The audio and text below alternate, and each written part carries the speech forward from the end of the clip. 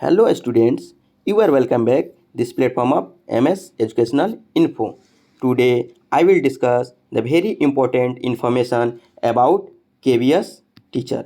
Okay, आज हम बात करेंगे KVS में शिक्षक भर्ती परीक्षा जो होनी है, यानी केंद्रीय विद्यालय में जो भी बहाली के लिए पद आए हुए हैं उसके बारे में हम डिटेल बात करेंगे। और ये इन्फॉर्मेशन वैसे अभ्यर्थियों के लिए बहुत ही हेल्पफुल होगा जिन्होंने बीएड कर रखा है या फिर डीएलएड कर रखा है, उसके साथ उन्होंने सीटेट भी क्वालिफाई किया हुआ है, तो उनके लिए ये बहुत ही अच्छा एक गुड न्यूज़ हो सकता है। ठीक है, तो हम बात करेंगे इसमें। आपको मैं बता दूं सबसे पहले ये कि यहाँ पे सीटेट पास जो भी हैं बीएड हो या फिर डीएलएड अभ्यर्थी हों, ठीक है, तो इनके लिए एक बहुत ही अच्छा गुड न्यूज़ हो सकता है।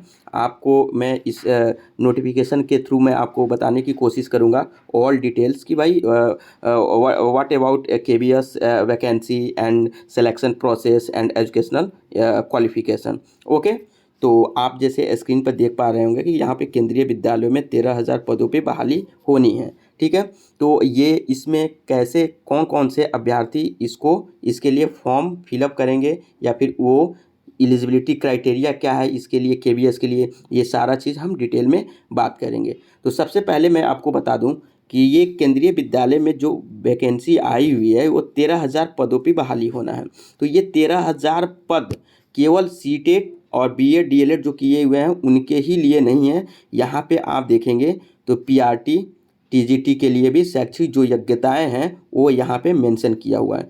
आप वीडियो को एक बार स्टॉप करके इसके बारे में पढ़ लेंगे और जो भी ये 13,000 पद हैं आपको यहाँ पे डिटेल में दिया हुआ है। ठीक है, जैसे कि प्राथमिक शिक्षक पीआरटी के लिए कितना पद है, असिस्टेंट जो वो है कमिश्नर है, प्राचार्य हैं, फिर आपको उप प्राचार्य हैं, ये जितने भी मतलब कि वैकेंसी आई हुई है डिपार्टमेंट की वो सारा चीज़ यहाँ पे मेंशन किया हुआ है। आप एक बार इसको अच्छे तरीके से देख लें। मैं इसके बारे में एक छोटा सा इन्फॉर्मेशन बस ये बता दूं कि ये कौन से अभ्यर्थी इस फॉर्म के लिए एलिजिबिलिटी रखते हैं और इसको भरेंगे। तो यहाँ पे स्पष्ट रूप से लिखा हुआ है कि सीटेट पास बीएड डीएलएड अभ्यर्थियों के लिए 6,000 पदों पे मिलेगा मौका।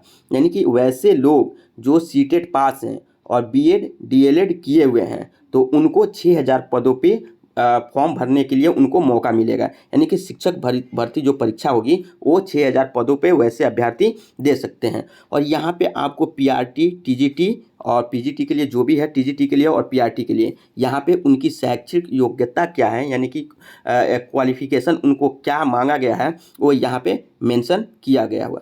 ठीक है, दूसरा चीज़ मैं आपको बता दूं जो बहुत ही इंपॉर्टेंट चीज़ है वो ये है कि ये फॉर्म कब से भरा जाएगा। तो ये 5 दिसंबर से फॉर्म ऑनलाइन होगा। ठीक है, यहाँ पे लिखा हुआ है आपको कि 5 दिसंबर से क्या है आवेदन आपका लिया जाएगा, ऑनलाइन आवेदन लिया जाएगा। ठीक है, और 1,000 रुपया सामान्य ओबीसी के लिए आवेदन का शुल्क रखा गया, कितना 1,000। ओके, तो ये आपका 1,000 जो भी ओबीसी हैं या फिर जनरल कैंडिडेट हैं उनको 1,000 रुपया ऑनलाइन पेमेंट करना होगा।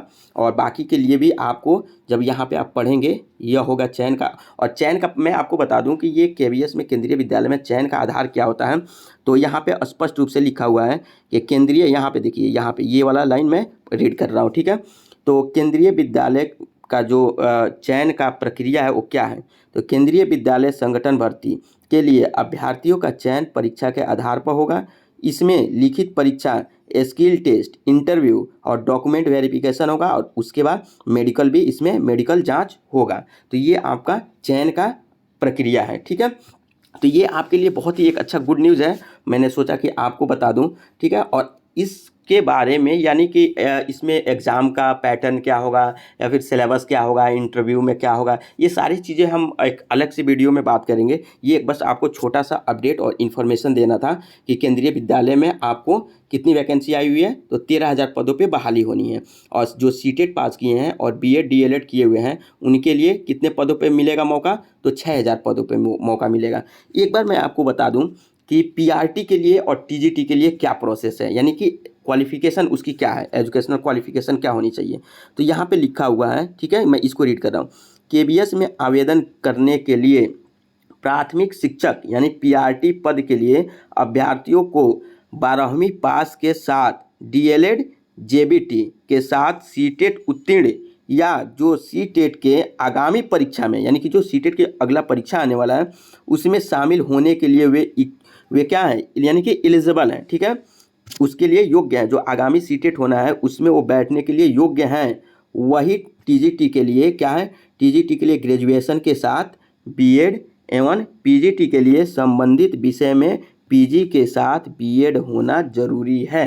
तो ये आपका रहा पीआरटी के लिए, यानी पीआरटी में आपने 12वीं के बाद से डीएलएड या फिर जेबीटी आपने जो भी कर रखा है उसके साथ आपने सीटेट क्वालिफाई किया हो या फिर सीटेट में बैठने के लिए अगले आगामी परीक्षा में बैठने के लिए आप योग्यता रखते हो तो आप पीआरटी के लिए यहाँ पे मतलब कि आप एलिजिबल हैं, ठीक है। वहीं पे बात करें अगर टीजीटी के लिए, तो टीजीटी के लिए क्या है, ग्रेजुएशन के साथ बीएड एवं पीजीटी के लिए क्या है, पीजीटी के लिए संबंधित विषय में जिस भी आप विषय के लिए टीचर बनना चाहते हैं उस विषय से, यानी स्पेसिफिक जो सब्जेक्ट होता है एमएससी एमए जो भी व्हाटएवर जो भी आपने किया हुआ है तो उसमें आप पीजी के साथ बीएड होना जरूरी है, ठीक है। तो ये रहा पीआरटी और टीजीटी के लिए और पीजीटी के लिए क्या उसकी क्वालिफिकेशन होनी चाहिए, शैक्षणिक योग्यता क्या होनी चाहिए उसके बारे में हमने बात करा, ठीक है। तो आपको मैं बता दूं कि मैंने आपको बता दिया कि ये 5 तारीख से यानी 5 दिसंबर से फॉर्म अप्लाई होगा।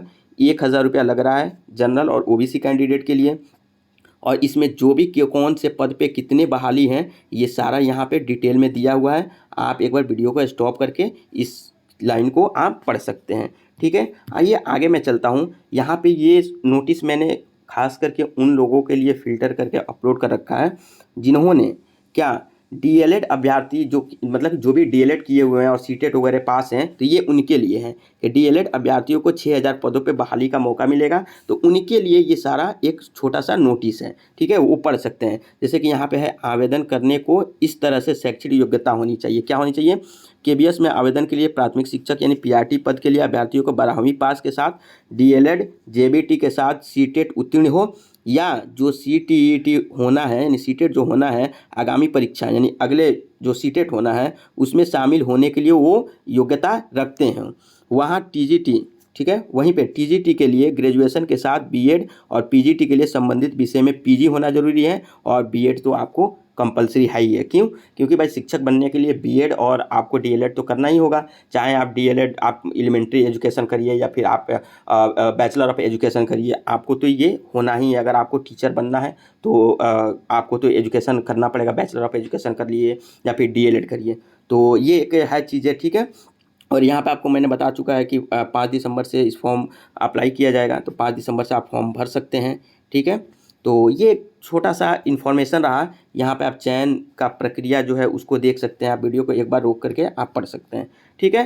तो आई होप आपको ये वीडियो पसंद आया होगा, क्योंकि ये वीडियो के माध्यम से ये वीडियो बनाने का बस एक यही मकसद है कि ज़्यादा से लोग जो भी इसके बारे में जो भी टीचर बनना चाहते हैं या फिर जो भी वेट कर रहे थे केवीएस के लिए, केंद्रीय विद्यालय में बहाली के लिए, तो उन तक ये इन्फॉर्मेशन पहुंच पाए और वो इस चीज़ों को देख करके समझ सकें, ठीक है। अगले वीडियो में सारी जो भी इसका क्वालिफ़िकेशन क्या है, इसका सिलेबस क्या है, फॉर्म कैसे डालना है, कैसे सारी चीज़ हम एक डिटेल वीडियो में बात करेंगे। जैसे कि सिलेबस क्या होना चाहिए, पेपर का क्या लेवल होगा, इंटरव्यू में क्या होगा या फिर डॉक्यूमेंट्स वेरिफिकेशन के लिए क्या क्या चीज़ चाहिए, ये सारी चीज़ें हम अगले वीडियो में बात करेंगे। ये तो एक शॉर्ट नोटिस था, ठीक है। आई होप आपको पसंद आया होगा। अगर आपको ये वीडियो पसंद आया हो या फिर मेरे द्वारा दी गई जानकारी से अगर आप सेटिस्फाइड हैं तो आप MS एजुकेशनल इन्फो यूट्यूब पे जाएं और MS एजुकेशनल इन्फो आप चैनल को सब्सक्राइब कर लें, क्योंकि जब भी कोई ना कोई एजुकेशनल इन्फॉर्मेशन आता है मैं इस चैनल के माध्यम से आपको बताने की कोशिश करता हूं।